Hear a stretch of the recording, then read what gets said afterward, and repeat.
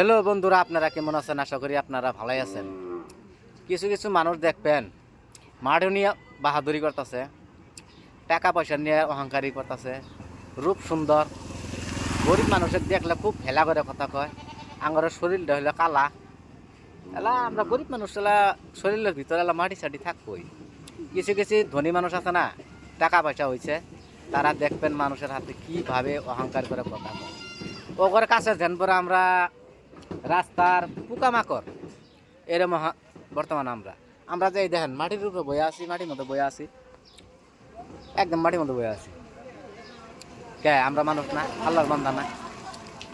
যাদের কাছে টাকা পয়সা আছে, ধন দৌলত আছে, তারা কি আল্লাহর বান্দা? আরে ভাই, আল্লাহর বান্দা হলে এই এটার ভিতরে যে আছে, আত্মাটা আছে, এটা করে নেবো, ঠিক করে নেবো, তাহলে সে না আল্লাহর বান্দা হওয়ার হবে। এই আমার ভাই এটা দেন